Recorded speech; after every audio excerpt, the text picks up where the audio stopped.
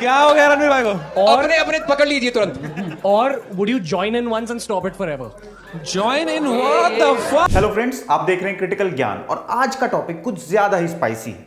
हमारे beer biceps वाले भाई यानी रणवीर अलाहाबादिया एक बार फिर कंट्रोवर्सी में फंस गए। अब ये कोई पहली बार नहीं जब किसी पॉपुलर क्रिएटर पर सवाल उठे हों, लेकिन इस बार मामला कुछ ज्यादा ही गंदा हो गया है। तो हुआ ये कि समय रैना के शो इंडियाज गॉट लेटेंट में रणवीर ने एक कंटेस्टेंट से ऐसा सवाल पूछ दिया जिसने सबका दिमाग हिला कर रख दिया। सवाल था, would you rather watch your, छोड़िए आप खुद ही सुन लीजिए। Would you rather watch your parents have sex every day for the rest of your life, or would you join in once and stop it forever? भाई seriously, मतलब ये कैसा सवाल है? कोई तुक बनता था इसका। अब आप समझ सकते हैं कि सोशल मीडिया पर बवाल तो कटना ही था। आउटरीच इतना बढ़ गया कि महाराष्ट्र महिला आयोग और मुंबई पुलिस में एफआईआर दर्ज हो गई। आरोप यह है कि शो में ऑफेंसिव लैंग्वेज और वल्गर कंटेंट का इस्तेमाल किया गया। बहुत भद्दे तरीके से कुछ चीजों को कहा गया है, प्रेजेंट किया गया है, ऐसा मुझे भी पता चला है, जो बिल्कुल गलत है। फ्रीडम ऑफ स्पीच सभी को है, लेकिन हमारी फ्रीडम वहां समाप्त हो जाती है जब हम किसी और के फ्रीडम पर इंक्रोच करते हैं। अब जैसा कि हर कंट्रोवर्सी में होता है, यहां भी मुजरिम नंबर 1 रणवीर अलाहाबादिया ने माफी मांग ली। उन्होंने लिखा, I shouldn't have said what I said on India's got latent. I am sorry. My comment wasn't just inappropriate, it wasn't even funny. Comedy is not my forte.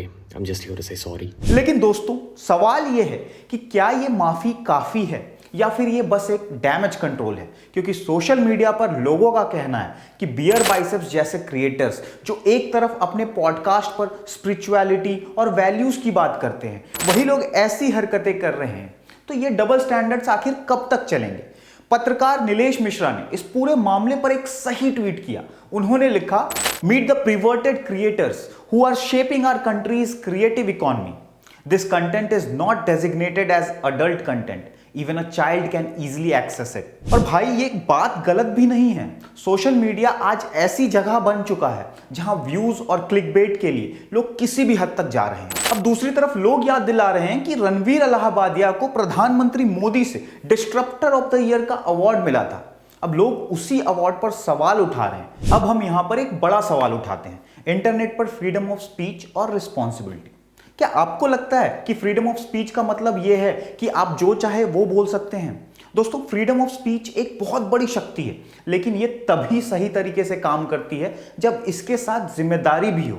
Without regulating such content, India cannot claim to be a Vishwa Guru. तो अब सवाल यह भी है कि क्या content creators की जिम्मेदारी है कि वो अपने कंटेंट का स्तर बनाए रखें? क्या प्लेटफॉर्म्स जैसे यूट्यूब को यह देखना चाहिए कि उनका कंटेंट कितना किड फ्रेंडली है या नहीं? और क्या हम ऑडियंस के तौर पर यह जिम्मेदारी लेते हैं कि टॉक्सिक कंटेंट का विरोध करें? क्योंकि दोस्तों याद रखिए, आज अगर हम गलत चीजों पर चुपचाप सहते रहें तो कल हमारा ऑनलाइन स्पेस और ज्यादा टॉक्सिक बन जाएगा। आज की कहानी हमें यह सिखाती है कि इंटरनेट पर हमें सिर्फ अपने राइट्स का नहीं बल्कि अपनी रिस्पॉन्सिबिलिटी का भी ध्यान रखना चाहिए। क्रिएटर्स को यह समझना होगा कि उनके कंटेंट का समाज पर कितना असर पड़ता है। अब रणवीर अलाहाबादिया ने तो माफी मांग ली है, लेकिन यह देखना बाकी है कि आगे और क्या कदम उठाए जाते हैं। तो दोस्तों, आपको क्या लगता है, क्या डिजिटल कॉन्टेंट पर सख्त रेगुलेशन होना चाहिए? क्या ऐसे क्रिएटर्स को अपने एक्शंस के लिए पब्लिकली जवाबदेह बनाना चाहिए? कमेंट्स में अपनी राय जरूर शेयर कीजिए। अगर वीडियो पसंद आया तो लाइक, शेयर और सब्सक्राइब करना मत भूलिएगा। मैं हूं दिव्यांशु श्रीवास्तव और आप देख रहे थे क्रिटिकल ज्ञान। Thank you.